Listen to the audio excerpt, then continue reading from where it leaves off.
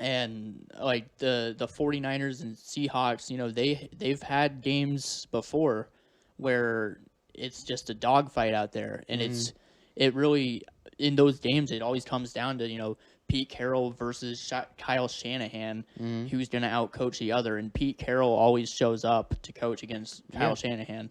And let's also Seahawks have nothing to lose.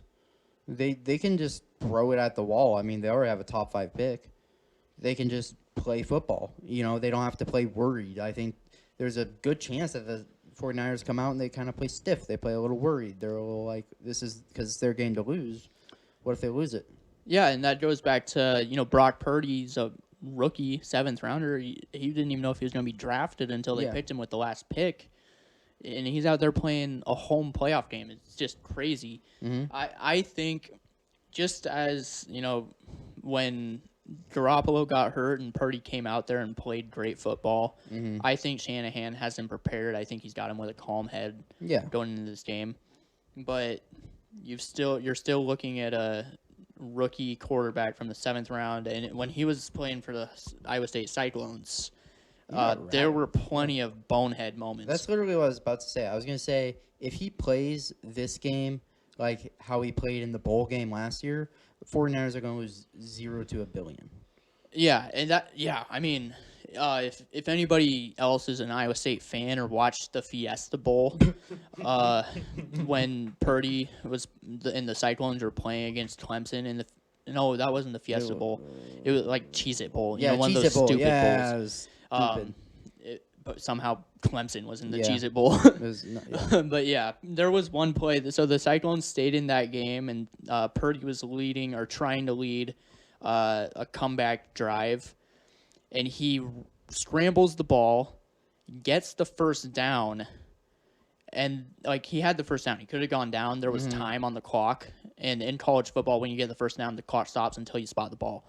So you've got time to line up too. But he, instead of going down with the first down on, he just scrambled for the first down on 4th down. Yeah. He tries to pick up more yards, fumbles the ball behind the first down marker, and then recovers it, and it's a turnover on downs. That's the type of goofy shit that Brock Purdy did just 1 year ago. Yeah. And in that same game, he also threw a pass that got batted back towards him, and then he batted it back in the air. He was playing volleyball. And it was intercepted. It was intercepted. He batted it back. He volleyball spiked it. That's all in one game. So just Purdy is prone to being an absolute goober. Yeah. So he hasn't done it with Shanahan as his coach. He might just be unlocked by Shanahan, and that's the way it is. Okay.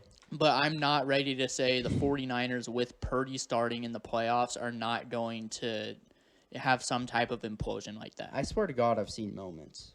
I've been watching the 49ers, and there's moments, and I think he's just kind of getting lucky. Because there was one thing where he was he should have taken the sack, and he was getting clobbered, and he just threw it in the air. It was like a freaking pop fly, and it was just hanging there, and then Ayuk, jumped up and got it, Yeah. So I think there's been moments where he's had that shit, and I don't think I don't know. Well, I don't expect him to be in a situation where he has the opportunity to do something stupid that often, just because the 49ers have a great offensive line, and Shanahan's not asking him to do anything. So as long as both of those things remain true, the 49ers are still a major threat to any team in the playoffs. But just keep that in the back of your mind. Brock Purdy could blow it. I don't like the 49ers, but I love Purdy just as an Iowa State fan. So I'm a little bit indifferent towards the 49ers this year, just because it would be kind of cool to watch Brock Purdy, go on a run. Yeah. But that's kind of the situation where the Seahawks or just any team throughout the playoffs can knock the 49ers off.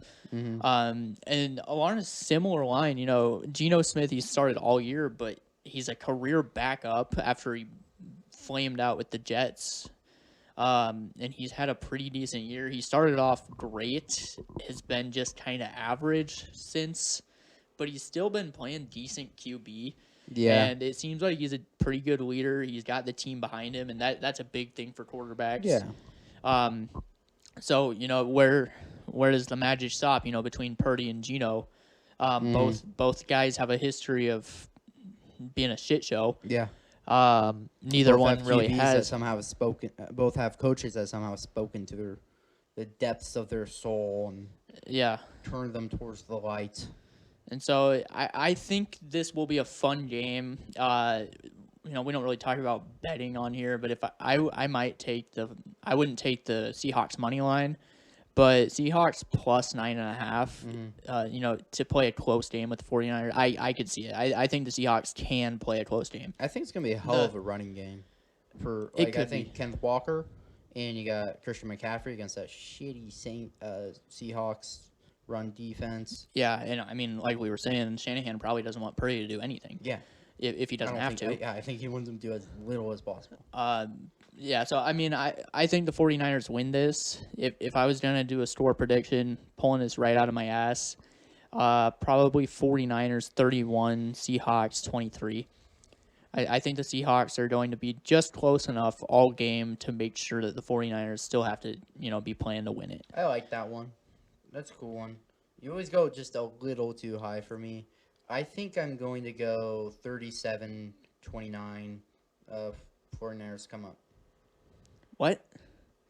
37-29. You just said my score prediction was too high, and then you Sorry, what did you say? I said 31-23. I thought you said 41-33. Oh, no. Well, I guess I'll go higher. All right. Okay. Yeah.